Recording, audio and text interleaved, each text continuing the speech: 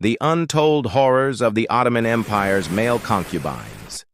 In the golden heart of Istanbul, where the Bosphorus shimmered like liquid fire beneath the sun, a boy sat in silence. His robe was woven of silk, his skin perfumed with rose oil.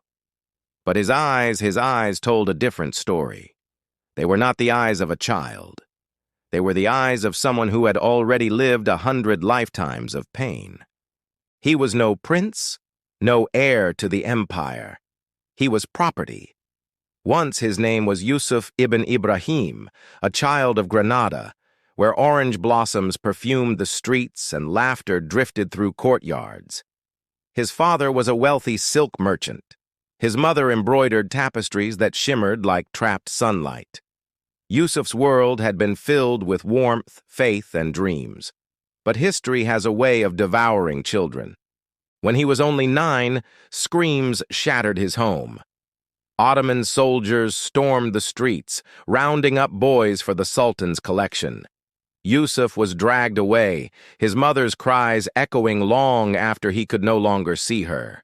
The boy from Granada was gone. They renamed him Ahmed, and Ahmed's new life began with blood. The practice was whispered across the empire: children stolen, castrated, and reshaped into living jewels. Eunuchs, the empire called them. But behind that word lay mutilation so horrific, most did not survive. Those who did were trained to move like shadows, to smile without feeling, to obey without question. Ahmed lived. But what lived was not a boy, not yet a man. He was something else entirely, an ornament polished for one purpose: to serve the Sultan. Inside the Topkapi Palace, paradise glittered on the surface.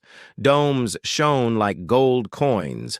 Fountains whispered music through marble courtyards. The air carried incense and jasmine. But beneath this beauty was a silent nightmare. The palace was not a home. It was a machine, grinding children into submission. The first time Ahmed saw Suleiman the Magnificent, he was only 11. The Sultan entered with the grace of a storm. His turban was crowned with emeralds. His robes glittered with gold, and his eyes pierced through flesh as though they could read thoughts. When Suleiman's gaze fell upon Ahmed, something shifted. The boy was chosen, and his eyes pierced through flesh as though they could read thoughts. When Suleiman's gaze fell upon Ahmed, something shifted. The boy was chosen. From that moment, Ahmed's body was no longer his own. The Sultan summoned him to private chambers, where Persian carpets muffled the sound of his sobs. He was dressed in emerald robes, anointed with oils, and told this was love.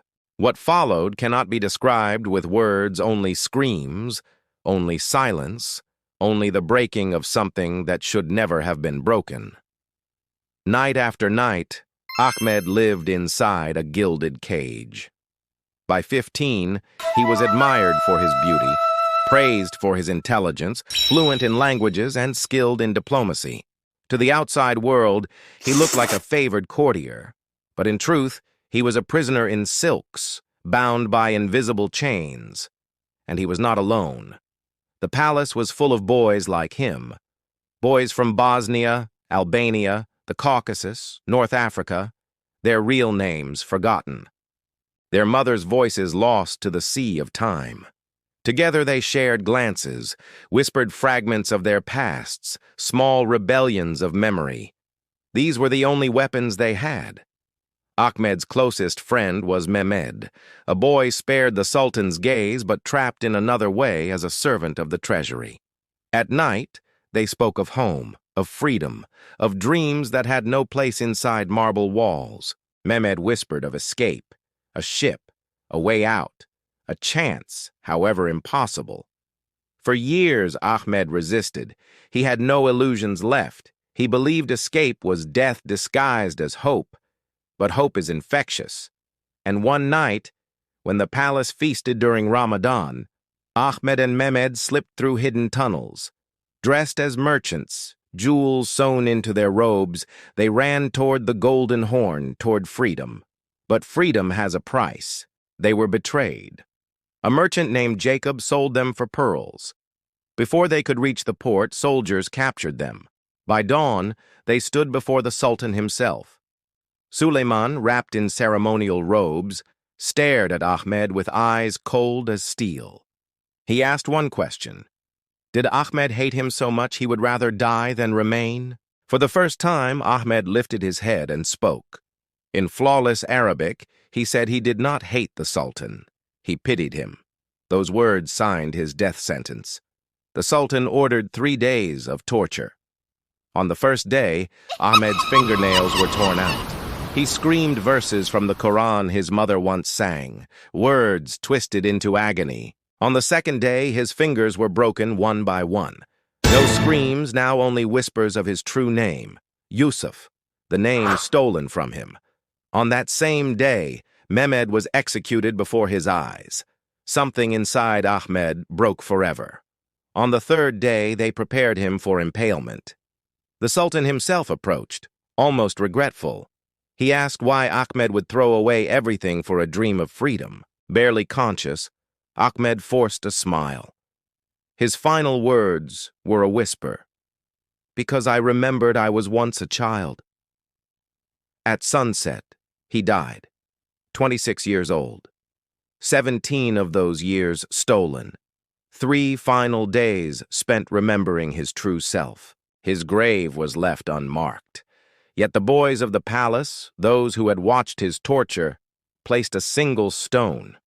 On it, they carved the words the empire tried to erase. Yusuf ibn Ibrahim al-Andalusi. History wrote of Suleiman the Magnificent, his conquests, his mosques, his glory. But it forgot Yusuf. It forgot Ahmed. It forgot the thousands of children consumed by an empire's hunger. But their silence is not complete. Their whispers still echo through time. They remind us of one truth. An empire built on stolen children is not magnificent. It is monstrous. And even today, in places where children vanish into war, into trafficking, into the shadows of power, Yusuf's voice lingers. A voice that begs us, remember their names, remember their stolen lives, because memory is the only rebellion the dead can still wage. If this story shook you, don't let it vanish like the names of those boys. Share it so others know the truth buried beneath history's glittering lies. And if you want more stories of hidden suffering, silent resistance, and forgotten voices, subscribe. Because the past is full of horrors the powerful wanted us to forget, and together we can remember.